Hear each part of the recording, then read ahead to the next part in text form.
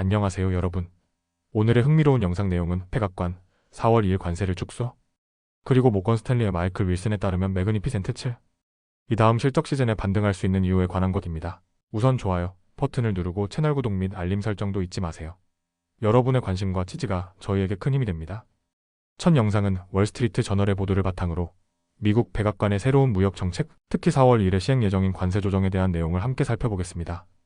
이번 영상에서는 복잡한 무역 정책과 관세 전략을 최대한 알기 쉽게 풀어서 설명드릴 테니 끝까지 함께 해주세요. 미국 백악관은 4월 2일 미국의 주요 무역 상대국들에 대해 상호 관세 정책을 시행할 계획입니다. 트럼프 대통령은 이날을 미국 해방의 날이라고 선언하며 미국이 앞으로는 다른 나라들이 미국에 부과하는 만큼의 관세를 동등하게 되갚겠다고 강조했습니다. 예를 들어 어떤 나라가 미국 제품에 20%의 관세를 부과하면 미국도 그 나라 제품에 똑같이 20%를 매기겠다는 방식이죠. 하지만 원래 이 계획에 포함되었던 산업별 맞춤 관세, 예컨대 자동차, 반도체, 의약품 분야에 대한 세부 조치는 4월 2일에 바로 발표되지는 않을 가능성이 커졌습니다. 정부 관리들의 말에 따르면 해당 산업 분야의 관세는 일단 제외될 것으로 보입니다. 이러한 변화는 블룸버그 통신이 먼저 보도했고 이후 백악관 관계자들도 이를 일부 확인했습니다. 정책이 여전히 유동적이며 당일 발표 형식이나 적용 대상이 달라질 수 있다는 입장입니다. 트럼프 대통령은 특히 더티15라는 표현을 사용하며 미국과 무역 불균형이 심한 15개국에 강한 조치를 취하겠다고 밝혔습니다. 여기에 포함될 가능성이 큰 나라로는 중국, 유럽연합, 일본, 인도, 한국, 멕시코, 캐나다, 러시아, 베트남, 브라질, 호주 등이 있습니다. 다만 이들 나라에 동일한 수준의 관세를 매기는 것이 아니라 나라마다 상황에 따라 관세 수준을 다르게 조정할 것으로 보입니다. 이전에는 파트너 국가들을 고중저 관세 3단계로 나누려 했지만 최근에는 각 나라에 개별적인 관세율을 부여하는 방식으로 방향을 바꿨습니다. 이번 상호 관세는 단순한 상징적 조치가 아닙니다. 실제로 수십 년 만에 가장 강력한 무역 조치가 될 수 있으며 미국의 핵심 수입 국가들에게 심각한 영향을 미칠 수 있습니다. 트럼프 대통령의 팀은 긴급 권한을 활용해 관세를 신속히 적용하는 방안을 논의 중이며 심지어 당일 바로 시행할 수도 있다고 전해졌습니다. 다만 일부에서는 관세를 공표는 하되 실제 적용은 나중에 할 수도 있다는 전망도 나옵니다. 이러한 정책 방향은 단지 외국과의 무역을 겨냥한 것만은 아닙니다. 미국 국내 산업을 지키고 해외로 이전했던 제조업을 다시 미국으로 불러들이기 위한 전략의 일환이기도 합니다. 하지만 이 관세 정책이 모든 미국 산업계에서 환영받고 있는 건 아닙니다. 실제로 석유회사, 자동차 업계 등 여러 산업계 인사들이 백악관을 찾아 면제를 요청했지만 트럼프 대통령은 관세 면제에 대해 매우 신중하거나 부정적인 태도를 보였습니다.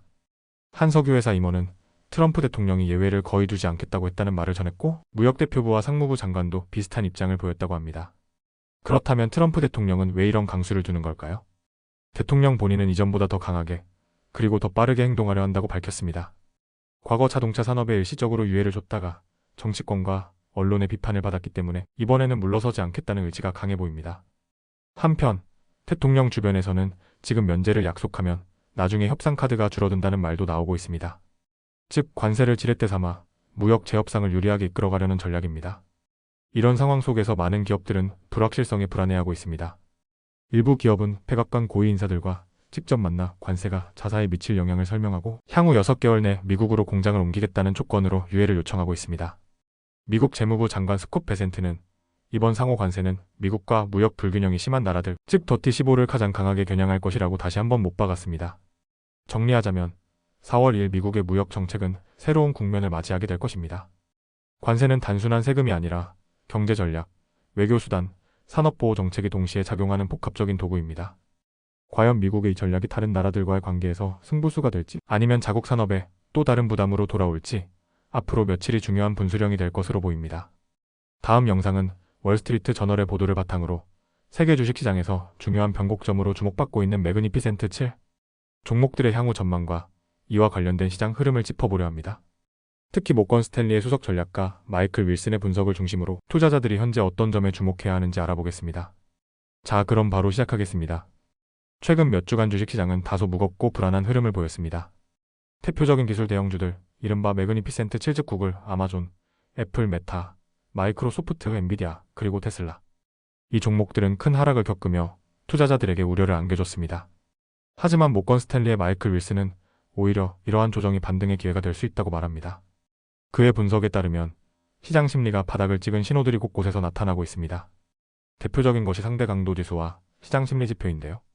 이 지표들이 역사적으로 매우 낮은 수준까지 떨어졌다는 건 오히려 시장이 지나치게 비관적인 상태에 빠져 있다는 의미로 해석될 수 있습니다. 여기에 더해 시즌적 흐름도 우호적으로 작용하고 있습니다. 윌슨은 특히 월말과 분기말 투자 흐름이 주식을 받쳐줄 수 있다고 강조합니다. 펀드 매니저들이 포트폴리오 조정을 위해 주식을 다시 매수하는 경향이 있기 때문이죠. 또한 미국 달러와 국채 수익률이 동반 하락하고 있다는 점도 긍정적입니다. 달러가 약세를 보이면 글로벌 기업들은 환차익을 통해 실적 개선을 기대할 수 있고 수익률 하락은 금융시장 전반에 부담을 덜어주는 역할을 합니다. 이러한 배경 속에서 마이클 윌슨은 S&P 500 지수가 단기 하락 후 반등 구간에 진입하고 있다고 판단합니다. 올해 상반기 기준으로 지수는 5,500에서 6,100 사이의 범위에서 움직일 것으로 예상하고 있는데요. 최근 하락세가 이 구간의 하단까지 닿았기 때문에 반등의 가능성이 높아졌다는 분석입니다. 그는 이번 반등을 거래 가능한 랠리라고 표현합니다. 즉, 일시적인 기술적 반등일 수 있지만 투자자 입장에서 짧은 기간 동안 수익을 기대할 수 있는 흐름이라는 의미죠. 현재 반등을 주도하는 종목들은 다소 변동성이 높고 품질이 낮은 주식들이지만 윌슨은 여전히 중장기적으로는 품질 높은 대형주 중심의 포트폴리오가 중요하다고 강조합니다. 다음으로 시장에 영향을 줄 수 있는 변수는 4월 2일로 예정된 백악관의 상호 관세 발표입니다. 트럼프 대통령이 예고한 이 조치는 아직 구체적인 범위나 관세율이 확정되지 않았지만 만약 관세 전면전으로 이어진다면 시장에 충격을 줄 수 있습니다. 하지만 윌슨은 이번 조치가 협상의 출발점이 될 가능성이 높다고 봅니다. 다시 말해 이 발표가 시장을 혼란스럽게 만드는 청산 이벤트가 되기보다는 무역 정책을 둘러싼 협상의 서막일 수 있다는 겁니다. 그래서 현재로서는 연방준비제도의 완화적인 태도, 즉 연준 푸시 시장의 하방을 방어하는 데 더 큰 역할을 하고 있다고 평가합니다. 이 푸시라는 개념은 시장이 급락할 경우 연준이나 백악관이 개입해 시장을 지지해줄 것이란 믿음을 의미합니다. 한편 윌슨과 그의 팀은 여전히 소비재 관련 주식에는 신중한 입장을 유지하고 있습니다. 이유는 뚜렷합니다. 가계 소비가 둔화되고 있고 관세 충격이 소비에 악영향을 줄 수 있기 때문이죠. 반대로 다국적 기업들은 달러 약세를 통해 오히려 실적을 끌어올릴 가능성이 있다고 분석합니다. 글로벌 시장에서 벌어들이는 외화의 가치가 올라가면서 실적 개선이 기대되기 때문입니다. 무엇보다 중요한 건 최근 매도장의 선두에 섰던 매그니피센트 7의 분위기가 달라지고 있다는 점입니다. 지금까지 이들 대형 기술주는 주가 하락과 함께 수익 추정치도 계속 하향 조정됐습니다. 하지만 최근 들어 이 수익 추정이 멈추고 안정세에 접어들었다는 징후가 나타나고 있습니다. 윌슨은 이 변화가 실적 시즌을 앞두고 매우 중요한 시그널이 될 수 있다고 강조합니다. 단기적으로는 이들 주식의 하락세가 멈추고 실적 반등을 기반으로 주가가 다시 상승할 가능성이 있다는 것이죠. 정리하자면 현재 시장은 여러 복합적인 변수들이 얽혀있는 가운데 단기 반등의 기회를 맞이하고 있습니다. 연준의 완화적인 입장, 약세 달러, 계절적 흐름, 그리고 대형 기술주의 수익 안정화가 맞물리면서 투자자들은 다시 위험 자산에 눈을 돌릴 수 있는 환경이 만들어지고 있는 겁니다. 물론 4월 2일의 백악관 발표와 같은 변수는 여전히 긴장을 늦출 수 없는 요인이지만 지금 이 순간 투자자들은 다시 한번 시장을 바라볼 기회를 얻고 있는 것은 분명해 보입니다. 오늘은 여기까지입니다. 다음 영상에서 더 유익하고 흥미로운 내용으로 찾아뵙겠습니다. 이 영상은 투자 의견이 아닙니다.